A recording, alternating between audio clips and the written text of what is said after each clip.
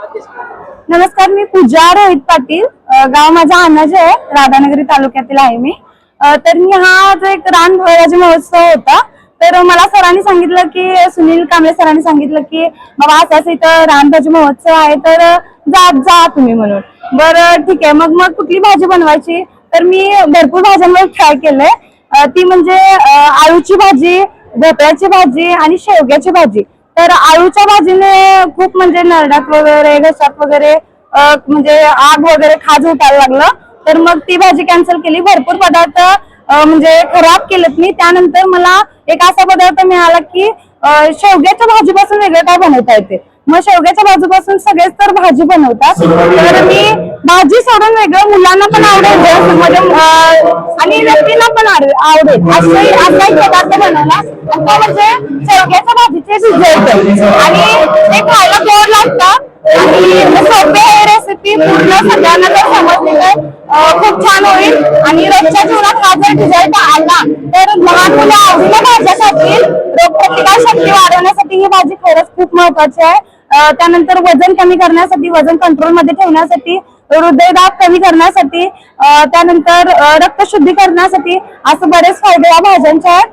आणि खरंच मला सुद्धा वाटत आहे की म्हणजे दररोजच्या जेवणात या भाज्या आपण घ्यायला हव्यात. आणि मी आज एक प्रयत्न केलाय आणि माझा खरंच प्रथम क्रमांक आलेला आहे.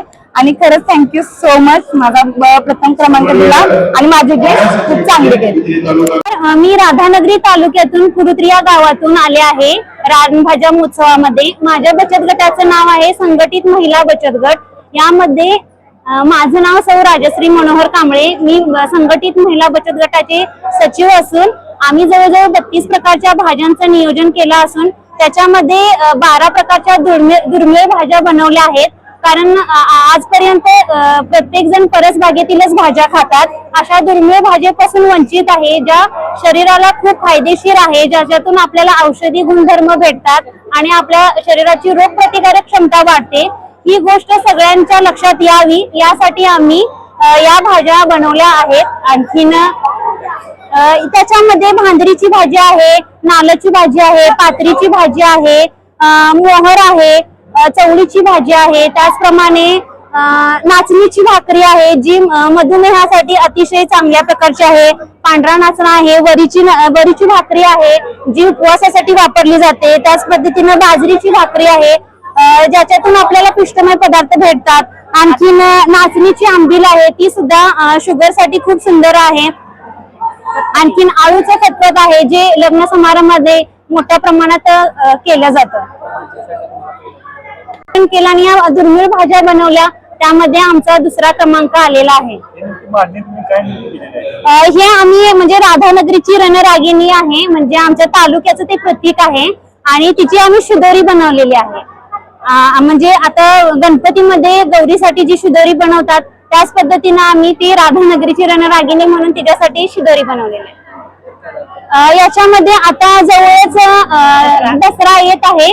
दसऱ्यामध्ये जो कुंभ घातला जातो, घटस्थापना जी होते ती आम्ही घटस्थापनेचं स्वरूप दिलेलं आहे.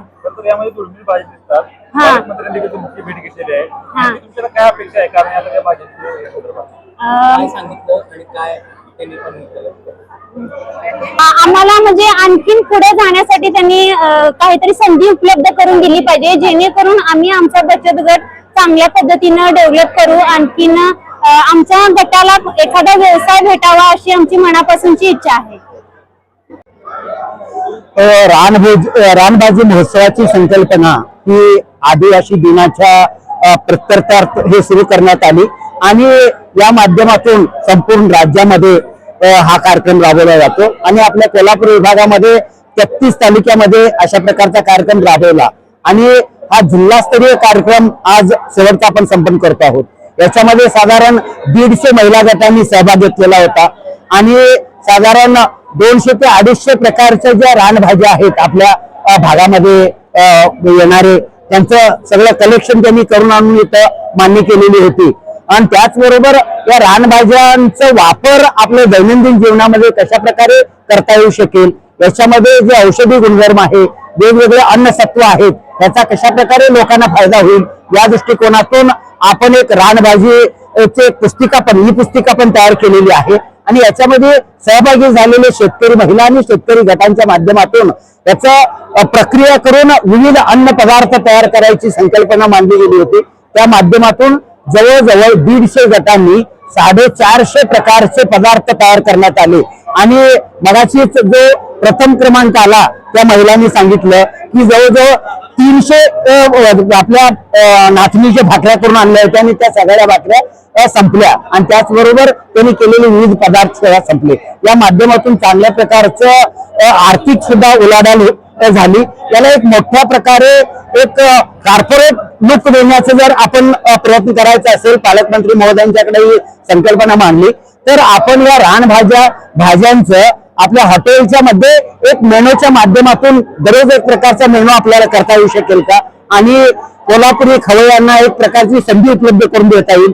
त्याचबरोबर महिला बचत गटांचं जे इन्फॉर्मेशन गोळा करून जसं आपण स्विगी वगैरे जसे अन्न पदार्थ पोच करतात पिझ्झा बर्गर वेगवेगळे खाद्यपदार्थ तसं आपण हे रानभाज्या आणि त्या चांगल्या प्रकारचं जे आपल्याकडचे मिलेट्स आहेत हे मिलेट पासून केलेले पदार्थ आपण अशा प्रकारची बाजार व्यवस्था करता येईल का या दृष्टिकोनातून सुद्धा आपण प्रयत्न करणार आहोत आणि यासाठी महाराष्ट्र शासनाने कृषी समृद्धी योजना आणलेली आहे. तर त्या समृद्धी योजनेच्या माध्यमातून एखादा चांगला प्रकल्प करून कोल्हापूर जिल्ह्यातील महिलांना आणि महिला गटांना एक चांगल्या प्रकारची बाजारपेठ उपलब्ध करून देऊन त्यांना 2 पैसे कसे मिळवता येईल या प्रकारची व्यवस्था करण्यात येणार आहे. मी बसवराज मास्तोळी विभागीय कृषी सहसंचालक कोल्हापूर विभाग कोल्हापूर. शहरी भागामधल्या लोकांसाठी खास करून बदलत्या जीवनशैलीमध्ये आणि विशेषतः जे काही शहरीकरण वाढलंय नागरीकरण झालंय या सगळ्यानंतर ज्या पद्धतीनं गावखेड्यामध्ये रानभाज्यांचं जे काही महत्व आहे ते अनन्यसाधारण आहे. अगदी औषधी वनस्पतींसारखं सुद्धा या रानभाज्यांचं अत्यंत चांगलं महत्व आहे. परंतु दुर्दैवानं या सगळ्या गोष्टींची नवीन पिढीतल्या सगळ्या मुलांना माहिती असत नाही कुटुंबांना माहिती असत नाही. त्यामुळे आजचा कार्यक्रम जरी कृषी विभागानं आणि आमच्या जिल्हा परिषदनं घेतलेला असला तर तो सर्व नागरिकांच्यासाठी आणि नवीन पिढीतल्या मुलांच्यासाठी अत्यंत महत्त्वाचा आहे. रानभाजी महोत्सव हे सगळ्या आपल्या डोंगर काठावरती असणाऱ्या शेतात असणाऱ्या आणि विशेषतः पावसाळी क्षेत्रातच ज्या काही भाज्या येत आहेत या भाज्या आरोग्यासाठी अतिशय पोषक असतात.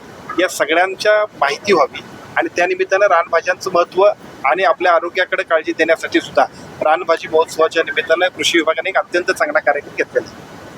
खरं तर